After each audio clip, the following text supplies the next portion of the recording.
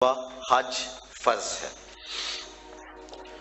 حضور نے حج کی فضیلت کے بارے میں بہت کچھ ارشاد فرمایا، اور ایک روایت کے لفظ ہیں کہ ایک حج ایسا ہے جس سے 3 آدمیوں کی مغفرت ہو جاتی ہے، اور وہ حج بدل ہے۔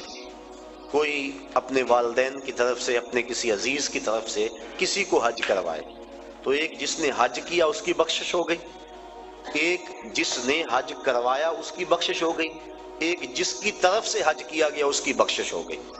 تو یہ حج ایسا ہے، ایک حج سے 3 آدمیوں کی مغفرت فرما دی جاتی ہے۔ حج کا مقصد کیا ہے؟ حج کیوں کیا جاتا ہے؟ اس پر کچھ باتیں میں آج کی اس نشست میں آپ کے گوش گزار کرنا چاہوں گا۔ حج کا بنیادی مقصد اور ہر نیک عمل کا بنیادی مقصد رضائے الہی کا حصول ہے۔ انسان جو بھی نیک عمل کرتا ہے، ہر نیک عمل کا مقصد اللہ کی رضا کو حاصل کرنا ہے۔ قرآن مجید میں ارشاد فرمایا گیا کہ تمہاری قربانی کا گوشت اور خون اللہ کو نہیں پہنچتا، بلکہ تمہارے دل کا وہ تقوی اللہ کو پہنچتا ہے جس کے لیے تم نے قربانی کی ہے۔ گوشت خود کھا لیتے ہو، خون گلیوں میں بہہ جاتا ہے، کھالیں مدارس میں چلی جاتی ہیں، مختلف تنظیمات لے جاتی ہیں، تو اللہ کو کیا پہنچا؟ تو کہا تمہارے دل کا وہ تقوی ہے، جو خلوص اور للہیت ہے، اللہ کی رضا جوئی کا جو جذبہ ہے، وہ جذبہ اللہ کو پہنچتا ہے۔ تو ہر نیک عمل کی بنیاد اللہ کی رضا ہے، اور اگر اللہ کی رضا کے لیے کوئی عمل نہ کیا گیا تو وہ عمل نہیں ہے، نیک عمل نہیں ہے۔ اور صرف ریاکاری کو شرک اصغر کہا گیا ہے، ورنہ انسان جو نیکیاں کرتا ہے، اچھے کام کرتا ہے، کسی کو شرک نہیں کہا گیا، ریاکاری کو شرک اصغر کہا گیا ہے۔ جب اللہ کے علاوہ بندہ کسی اور کے لیے نیک عمل کرتا ہے تو وہ نیک عمل نہیں ہوتے، اس کو شرک اصغر کہا گیا۔ اور قیامت کے دن اللہ تعالیٰ جل شانہ ارشاد فرمائے گا کہ جن کے لیے تم نے یہ عمل کیے تھے ان سے اس کا اجر لے لو، میرے لیے تو تم نے کیے نہیں تھے، جن کے لیے کیے تھے ان سے ان کا اجر لو۔ تو اب کوئی وہاں اجر دینے کی صلاحیت بلا کیسے رکھتا ہوگا؟ تو جب بھی انسان نیک عمل کرے تو بنیادی فلسفہ یہ ہونا چاہیے کہ میں اللہ کی رضا کے لیے کر رہا ہوں۔ اور انما الاعمال بالنیات، یہاں بھی یہی مراد ہے کہ اعمال کا دار و مدار حسن نیت پر ہے، خلوص پر ہے۔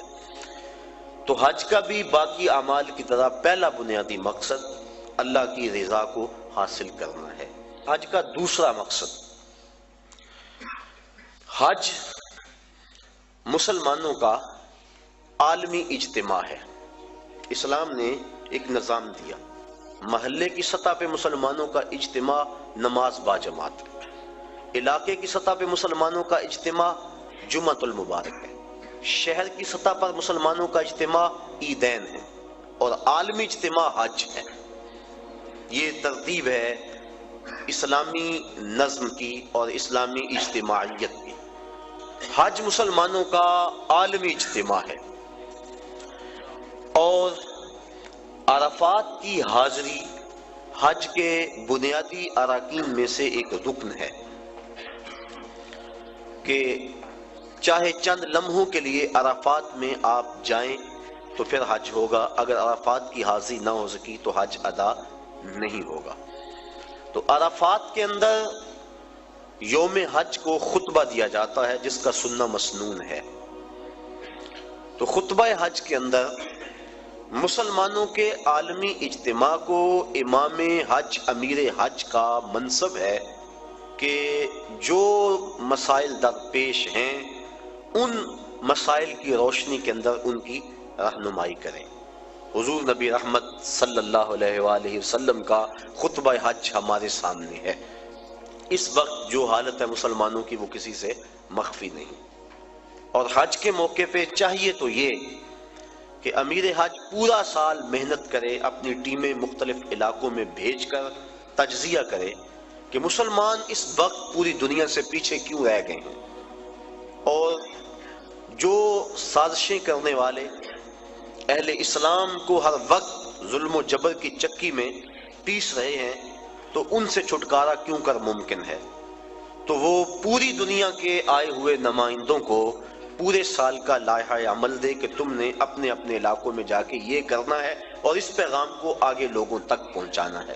پھر پورا سال اس کی نگرانی ہوتی رہے اور سال کے بعد تجزیہ کیا جائے کہ کمی بیشی کیا ہے، کتنے فوائد ہوئے اور کہاں تک ہم نے اپنا ہدف حاصل کیا، اور ترمیم و تنسیق کے ساتھ نیا منصوبہ، نیا لائحہ عمل لوگوں کے سامنے رکھا جائے اور دنیا کے کونے کونے سے آئے لوگ حرم کے اس تحفے کو اپنے ساتھ لے جائیں اور پوری دنیا پر پھیلا دیں.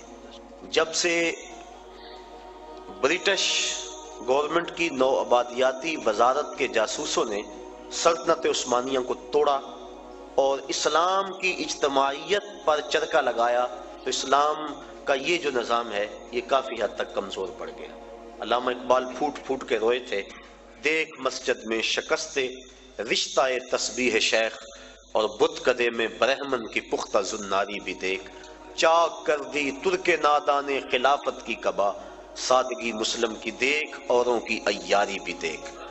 یہ ایک الگ دکھڑا ہے، الگ کہانی ہے کہ مسٹر ہیمفر کس طرح یہاں داخل ہوا اور کس طرح سلطنت عثمانیہ کو توڑنے کے لیے اس نے کن کن لوگوں کو خریدا، کیا کیا ہوا اور پیچھے کون کون سے جبہ و دستار والے لوگ تھے، اور پھر خلافت کی رہی صحیح جو ساکھ موجود تھی وہ ساکھ بھی ختم کر دی گئی. ورنہ یہ حال اس وقت جو امہ کا ہو رہا ہے، اگر سلطنت عثمانیہ موجود ہوتی تو جو بھی حالت تھی کم از کم یہ حالت اس وقت امہ کی نہ ہوتی. تو یہ باقاعدہ منصوبہ بندی کے ساتھ ایسا کیا گیا اور اس وقت ہم پوری دنیا میں 56 ملکوں میں اور مختلف گروہوں، زبانوں، نسلوں، فرقوں میں بٹے ہوئے ہیں اور ہماری طاقت یکجا نہیں ہو پا رہی، اور اتنی کثرت کے باوجود ہمیں ویٹو کا حق بھی حاصل نہیں، اور دنیا میں جس قار مذلت میں ہم گرے ہیں العیاذ باللہ اسی کشتی کو ہے خوف تلاطم صد ہے منہ موڑ دیے تھے جس نے بڑھتے ہوئے طوفانوں کے. ہم تو 313 ہو کے جبر کی آنکھوں میں آنکھیں ڈال کے بات کرتے تھے اور آپ 1 ارب سے متجاوز، لیکن ہماری جو حالت ہے وہ کسی سے بھی مخفی نہیں. کابل میں، کندھار میں، تکریت میں، موصل میں، بغداد میں، القدس میں، کشمیر میں، آذربائیجان میں، بوسینیا میں، کسووا میں، جہاں بھی دیکھے مسلمانوں کا ہی خون بکھرا ہوا ہے. اور گوانٹا ناموبے کی جیلوں کے اندر اس سردی کے اندر ان مظلوموں کے ساتھ جو ظلم ہو رہا ہے وہ ناقابل بیان ہے کہ لہجہ پھٹتا ہے، دل زخمی ہوتا ہے. حج کا اجتماع مسلمانوں کا عالمی اجتماع ہے اور اجتماع کے موقع پہ پوری دنیا کے مسلمانوں کو وہ چیز دینی چاہیے تھی جس سے وہ دوبارہ عروج کی طرف سفر کرنا شروع کر دیں. اقبال علیہ رحمہ نے ایک بڑی خوبصورت بات کہی. وہ کہتے ہیں اقبال کوئی پوچھے یہ زائرین حرم سے، اقبال کوئی پوچھے یہ زائرین حرم سے، کیا حرم کا تحفہ زمزم کے سوا کچھ اور نہیں؟ کہ جو بھی جاتا ہے آب زمزم لا کے ہمیں پلاتا ہے. اقبال کہتے ہیں وہاں سے جو نور لے کر آئے ہو، جو پیغام لے کر آئے ہو، وہ پیغام بھی تو ہمیں دو نا. کھجوریں اور آب زمزم ہمیں پلا دیتے ہو، حرم کا اور بھی تحفہ ہے جو لینے کے لیے تم وہاں گئے تھے. تو یہ بنیادی ایک مقصد ہے کہ مسلمانوں کا عالمی اجتماع ہے اور عالمی لیول کے جو مسلمانوں کے مسائل ہیں، میں یہاں گفتگو کروں یا میں عملی طور پہ کوشش کروں اس سے کچھ بہتری تو آ سکتی ہے، لیکن عالمی مسائل کا حل وہاں سے ہے. اور اگر عرب اس کے لیے اپنے آپ کو تیار کریں اور جرأت اور پابندی کا مظاہرہ کریں اور دن رات ایک کر دیں اور منصوبہ بندی کریں اور حج کے موقع پہ اس پیغام کو لوگوں تک پہنچائیں تو مسلم امہ پھر متحد ہو سکتی ہے اور وہ خواب جو کہ اسلام کی نشت ثانیہ کا خواب ہے وہ شرمندہ تعبیر ہو سکتا ہے. تو یہ حج کا دوسرا بنیادی مقصد تھا کہ مسلمانوں کو عالمی اجتماع دیا گیا ہے. اجتماع کرنے کے لیے کئی کچھ کیا جاتا ہے، لیکن اس اجتماع کے لیے اللہ نے لوگوں کے دل میں کشش پیدا فرما دی. جب کوہ ابو قبیس پہ چڑھ کے جناب ابراہیم کو آواز دینے کے لیے کہا گیا تو عرض کی مالک میری نحیف و نزار آواز کہاں پہنچے گی؟ کہا ہے ابراہیم علیہ السلام آواز دینا تیرا کام، اس کو لوگوں تک پہنچا دینا یہ ہمارا کام ہے. اور پھر ماں کے شکم میں اور باپ کی سلب کے اندر تک اس آواز کو پہنچا دیا گیا، اور جس نے اس آواز کو سنا آج لبیک لبیک کہتا ہوا شوق و مستی میں دوڑتا ہوا حرم کی طرف بڑھتا چلا جا رہا ہے. تو یہ مسلمانوں کا عالمی اجتماع ہے. اس کے جو فوائد تھے عالمی اجتماع کے کاش کہ وہ حاصل کیے جاتے. تیسرا مقصد حج کا، مساوات کا عملی اظہار۔ اسلام کی بنیادی تعلیمات میں سے ایک تعلیم مساوات ہے کہ سب لوگ برابر ہیں، رنگ و نسل کی بنیاد پر، دولت، افراد کی کثرت کی بنیاد پر کسی کو کسی پہ فضیلت نہیں دی جا سکتی۔ ان اکرمکم عند اللہ اتقاکم، جو زیادہ تقوی کا نور اپنے